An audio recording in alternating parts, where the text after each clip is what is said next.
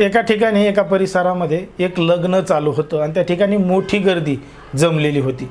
आता तुम्हाला वाटेल की लग्नामध्ये गर्दी नाही जमणार तर काय होणार, पण मात्र या लग्नामध्ये गर्दी तर जमली होती, पण मात्र त्या ठिकाणी असणारी जी नवरी आहे तिची चर्चा त्या लग्नामध्ये आणि आजूबाजूच्या परिसरामध्ये मोठ्या प्रमाणात होऊ लागली। आता चर्चा कशामुळे होऊ लागली जेव्हा तुम्ही ऐकाल तेव्हा सुद्धा तुम्हाला एक मोठा धक्का बसू शकतो, कारण की ही जी नवरी होती लग्न करणारी ती गर्भवती होती आणि गर्भवती महिला लग्न तिच्या दीरासोबतच करत होती। आता हे सगळं कसं झालं, काय झालं, ही गोष्ट कशी घडली तेच आपण अगदी सविस्तरपणे पाहणार आहोत। पण जर तुम्ही अजूनही आपलं चॅनल सबस्क्राईब केलं नसेल तर लगेच सबस्क्राईब करून घ्या आणि बाजूला असणाऱ्या बेल नोटिफिकेशनला सुद्धा ऑन करायला विसरू नका। आता हे जे संपूर्ण घडलेलं प्रकरण आहे अर्थातच ते आहे उत्तर प्रदेशातील जौनपूर येथे। आता उत्तर प्रदेशातील जौनपूर इथं ही घटना घडलेली आहे। आता तुम्ही म्हणता की काय दुसऱ्या राज्यातल्या घटना सांगता, दुसऱ्या राज्यातल्या गोष्टी सांगता, पण मात्र तुम्हालाही समजलं पाहिजे की राज्यामध्ये देशामध्ये कशा पद्धतीच्या घटना घडत आहेत, लोक काय करत आहेत आणि त्या कशा पद्धतीनं होत आहे हे तुम्हाला आम्ही सांगण्याचा प्रयत्न करत असतो। आता या जौनपूरमध्ये राहणारा एक तरुण होता, त्याचं नाव होतं बहादूर। आता बहादूर नावाच्या तरुणाबरोबर एका तरुणीचं लग्न झालं, ते झालं 2023 मध्ये 26 मे 2023 मध्ये बहादूरचं एका महिलेसोबत तरुणीसोबत लग्न झालं, सुखाचा संसार सुरू झाला। मग सुखाचा संसार सुरू झाल्यानंतर ते त्याच्या बायकोसोबत राहू लागला, पण मात्र बहादूरला काही काम असल्यामुळं तो जास्तीत जास्त घराबाहेर राहायचा, बाहेरगावी कामाला जायचा। घरामध्ये सासू होती, सासरा होता आणि त्या बहादूरला एक सुंदर नावाचा लहाना भाऊ सुद्धा होता। मग आता तो बहादूर घरामध्ये जास्त नसायचा, म्हणून त्याची जी बायको आहे ती सुंदरला बोलायची, सुंदरसोबतच काही काम सांगायची, हे सांगायची। मग याच माध्यमातून त्या महिलेची तिच्या दीरासोबत ओळख जास्त जवळणूक वाढली। जवळणूक वाढल्यानंतर हे दोघे आपापसात जास्त मोठ्या प्रमाणात बोलू लागले, भेटू लागले, नको ते कृत्य करू लागले। मग बहादूरला कुठंतरी ही गोष्ट समजली की त्याच्या बायकोचं त्याच्याच भावासोबत लफडं चालू आहे। मग बहादूरनं त्याच्या आईला आणि वडिलांना घडलेला प्रकार सांगितला। मग त्या आईवडिलांनी त्या सुनेला समजून सांगितलं की बाबा असं करू नको, असं आपल्या इथं घडलं तर लोक नाव ठेवतील, काय करतील, समाजामध्ये नाव खराब होईल, असं त्या सुनेला आणि त्या भावाला समजून सांगितलं। आता समजून सांगितल्यानंतर हे प्रकरण काही दिवस शांत राहिलं। आता शांत राहिल्यानंतर ते पुन्हा एकमेकांना बोलत नव्हते, काही करत नव्हते, पण मात्र बघता बघता काही दिवस उलटून गेले।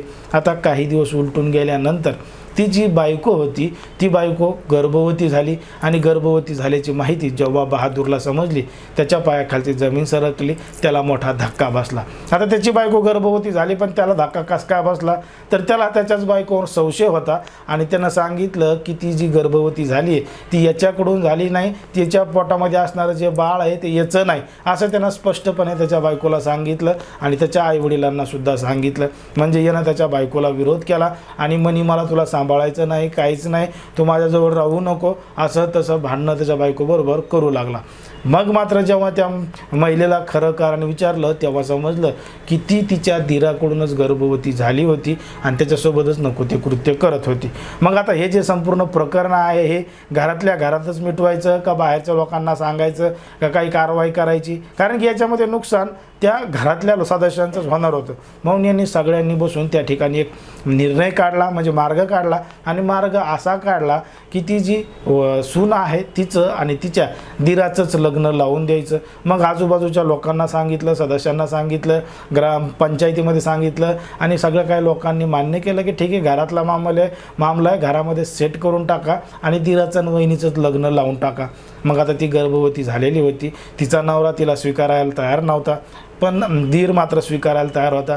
मग सगळ्यांच्या संमतीनं त्या महिलेचं आणि त्या पुरुषाचं दोघा जणांचं लग्न गावातल्या एका मंदिरामध्ये लावून देण्यात आलं। मोठी गर्दी जमा झाली आणि या संपूर्ण लग्नाची चर्चा आजूबाजूच्या परिसरामध्ये झाली आणि याच्यामध्ये महत्त्वाचा पाहुणा त्या महिलेचा नवराच उभा होता। त्यानंच त्याच्या बायकोचं लग्न त्याच्या भावासोबत लावून दिल्यामुळं सगळीकडे एकच चर्चा होत होती। जर आपण पाहिलं तशा अनैतिक संबंधामधून कशा पद्धतीच्या घटना देशामध्ये राज्यामध्ये मोठ्या प्रमाणात घडत आहेत, त्यामधून कशा पद्धतीनं काय घडतं हे आपण पाहिलेलं आहे। पण मात्र या संपूर्ण घटनेमध्ये असणारा जो नवरा आहे बहादूर नावाचा, त्याच्या बायकोनं त्याच्या भावासोबत लफडं केल्यामुळं त्यानं तिला न स्वीकारलं, पण मात्र भावाला सुद्धा तो काही मानला नाही, उलट त्या दोघांचं लग्न लावून दिलं. त्यामुळं तो सुद्धा या ठिकाणी सुखी आहे. त्याच्या बायकोला जे आवडत होता त्याच्यासोबत ती सुखी आहे आणि त्या पुरुषाला ते वहिनी आवडत होती म्हणून तो सुद्धा सुखी आहे. याच्यामध्ये कुठलीही मोठी घटना घडली नाही किंवा कुठल्याही जीविताची हानी झाली नाही. म्हणून यांनी शांत डोक्याने समस्या सोडवल्यामुळं, योग्य निर्णय घेतल्यामुळं सगळ्या सुखी आहेत, कोणालाही टेन्शन नाही, काय नाही, असंच बऱ्याच जणांनी सांगितलंय. पण मात्र हे अशा पद्धतीनं जे घडलंय त्याच्यावर तुम्हाला काय वाटतं ते तुम्ही स्पष्टपणे कमेंटमध्ये सांगा.